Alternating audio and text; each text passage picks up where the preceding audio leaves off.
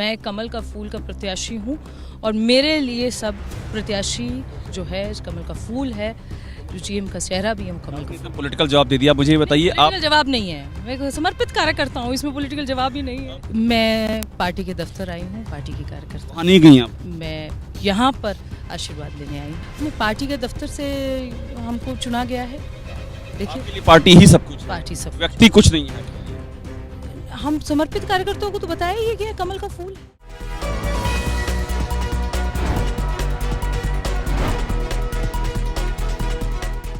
दोस्तों नमस्कार, मैं संजय मग्गू और मौजूद हैं देश रोजाना के डिजिटल मीडिया प्लेटफॉर्म पर। राजस्थान का चुनाव परिणाम आए हुए अब 3 दिन हो चुके हैं। 3 तारीख को परिणाम आए थे और आज 6 तारीख है। लेकिन जो चुनाव में जीत की खुमारी है वो भारतीय जनता पार्टी के कार्यकर्ताओं के सर चढ़कर बोल रही है। हालांकि अभी तक तय तो नहीं हो पाया कि राजस्थान के अंदर मुख्यमंत्री कौन होगा, छत्तीसगढ़ का मुख्यमंत्री कौन बनेगा और मध्य प्रदेश का ताज किसके सर जाएगा। लेकिन इसके बावजूद भी जो कार्यकर्ताओं का जोश है, उत्साह है, वो 7वें आसमान पर है। आपके साथ जिस बात को लेकर चर्चा में हूं वो राजस्थान की कामा सीट है और वो नेता है नौक्षम चौधरी। अभी हाल ही में चुनाव परिणाम हमने आपको पहले ही बताया और चुनाव परिणाम के अंदर कामा से चुनाव जीती नौक्षम चौधरी, हरियाणा के पुन्हाना की बेटी नौक्षम। अगर आप ये कहें कि हरियाणा न केवल हरियाणा बल्कि देश की दलित राजनीति के अंदर नौक्षम एक बड़ा नाम बन सकती हैं, बनने जा रही हैं, इस बात को लेकर आपसे चर्चा में हूं।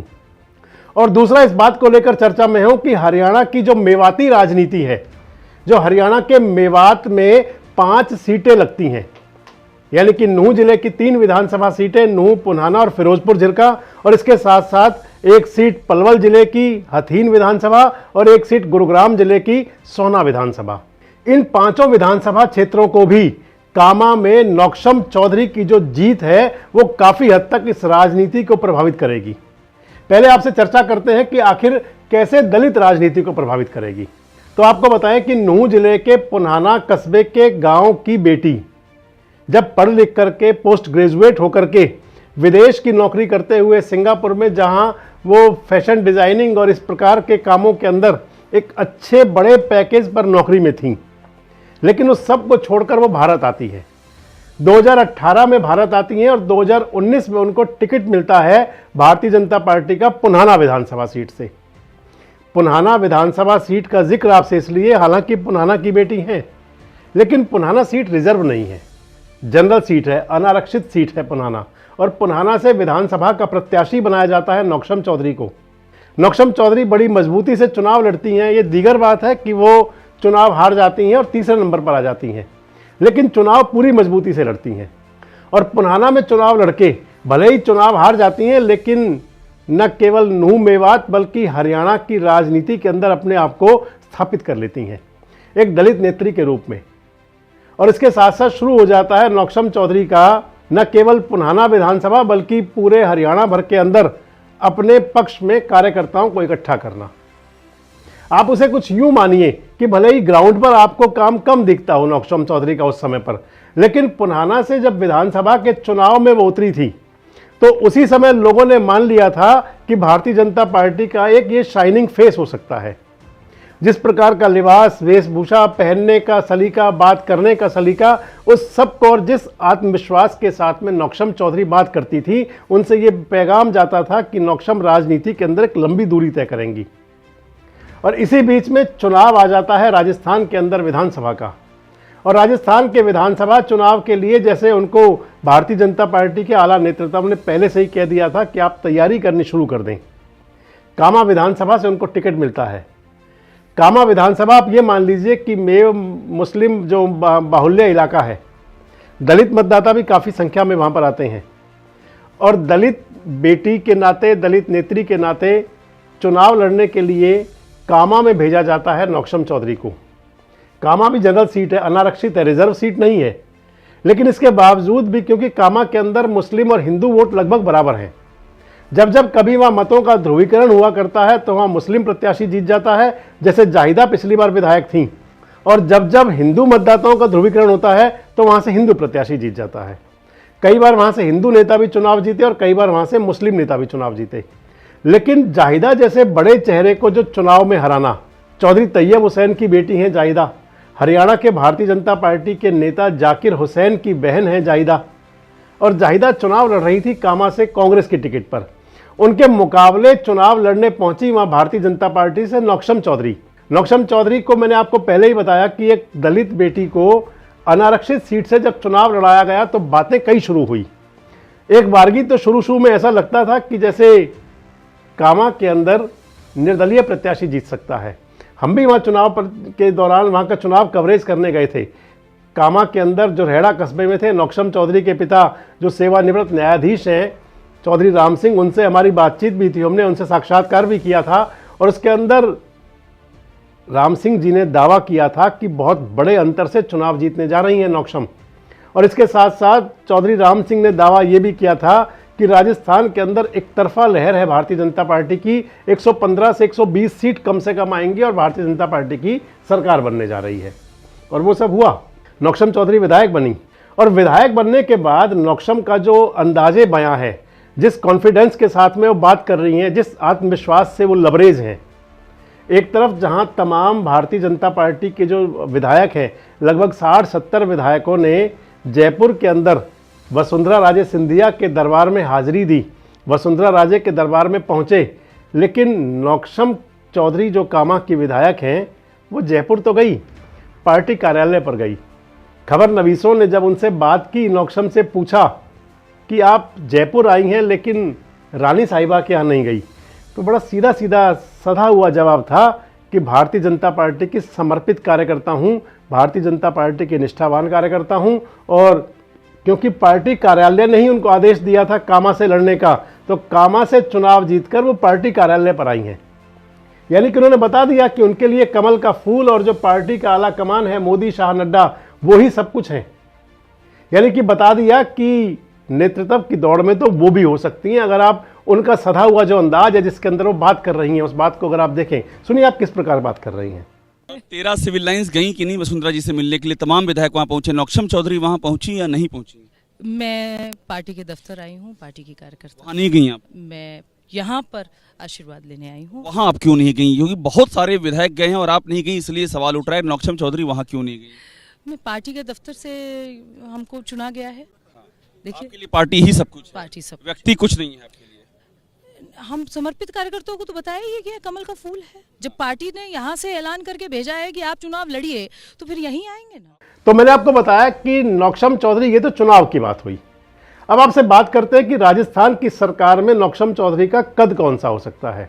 अगर मान लें तो मोदी, शाह, नड्डा यानी कि जो भाजपा का आला कमान है, वो नए नए प्रयोग करने के लिए जाना जाता है।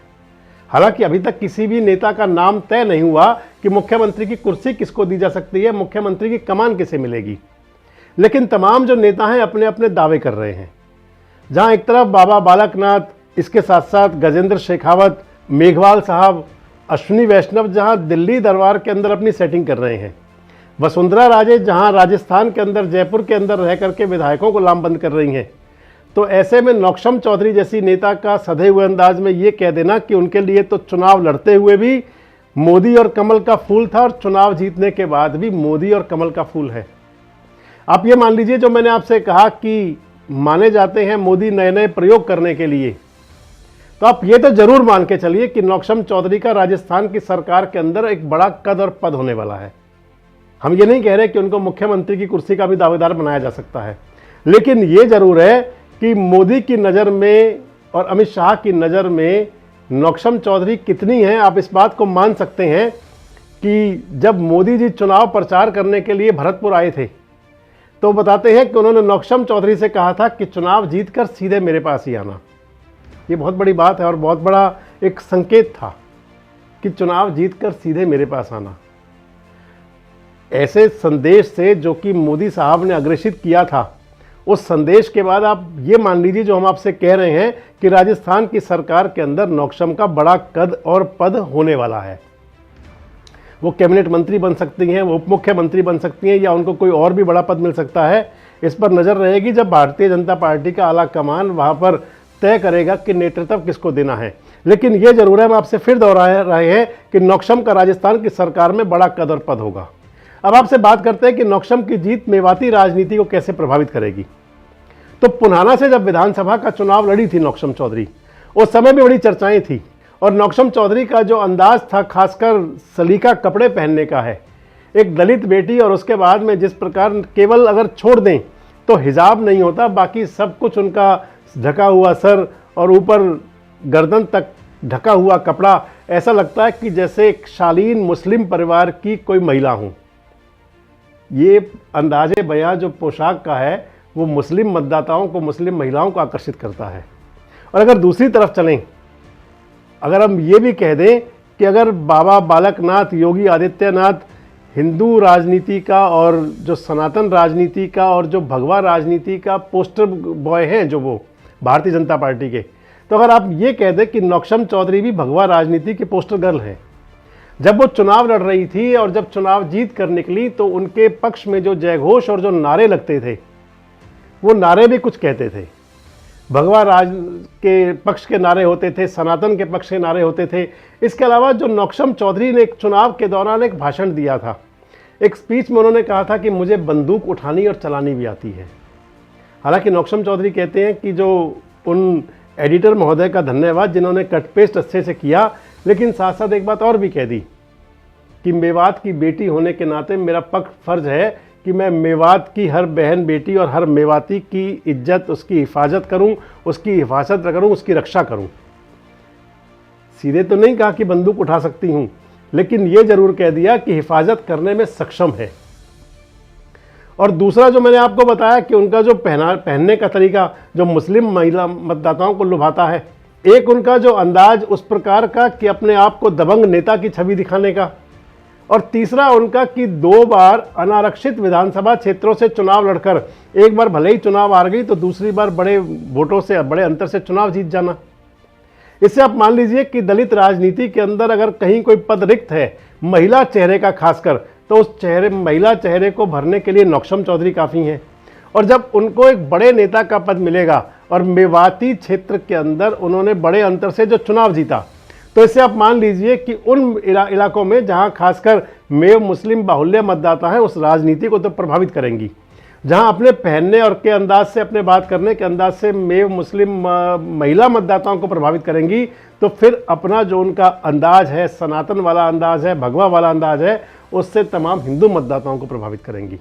और इस स्थिति को मानते हुए आप मान लीजिए कि जो उन्होंने राजस्थान में कामा में चुनाव जीतने के बाद कहा कि 75 साल बाद ऐसा हो रहा है कि जब यहाँ पर चुनाव किसी वर्ग, गुट, जाति और धर्म के नाम पर नहीं हो रहा, बल्कि सीधे सीधे एक प्रत्याशी के चेहरे पर, एक पार्टी के चेहरे पर चुनाव हो रहा है।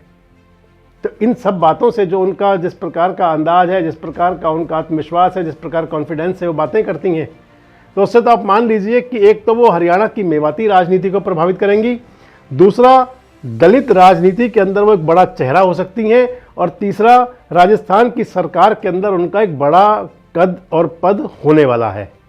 आपको क्या लगता है? कमेंट्स बॉक्स में आकर अपनी प्रतिक्रिया जरूर दें और इस प्रकार के वीडियोस के लिए हमारे साथ जुड़े रहें, देखते रहें देश रोजाना।